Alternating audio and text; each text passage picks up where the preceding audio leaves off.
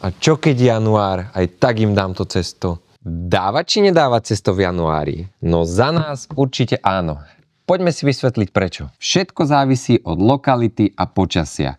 Teda ak to počasie dovolí, tak vaša matka môže začať klásť prvé vajíčka už v polovici januára. Samozrejme, ak pretrvávajú dlhodobé mrazy, napríklad v severných lokalitách Slovenska alebo Česka, tak ešte nie je vhodné dávať cesto a treba ešte počkať. Ale napríklad u nás na juhu bol minulý týždeň prvý prelet, oteplilo sa napríklad na 8 stupňov, čo môže znamenať prvý impuls pre matku začať klásť vajíčka pre prvú jarnú generáciu včiel. Takže máme začiatok februára a vo včielstve už môžu byť prvé larvičky, tie, z ktorých sa liahne prvá jarná generácia, ktorá je v podstate najdôležitejšia.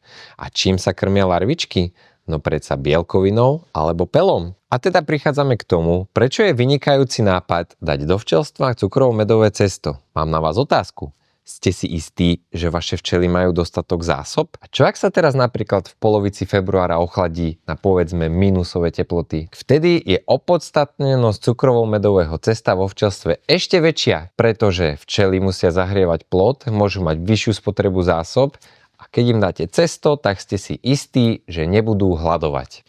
Takže na konci januára, respektíve na začiatku februára, podávaním cukrovo-medového cesta s bielkovinou alebo peľom si zabezpečíte silný jarný rozvoj, ktorý sa ťahá do celého včelárskeho roka, pretože bielkoviny v ceste pomáhajú larvičkám, aby sa lepšie vyvíjali a samotné cesto pomôže včelám preklenúť nepriaznivé obdobie v prípade nedostatku zásob, čo je stávka na istotu.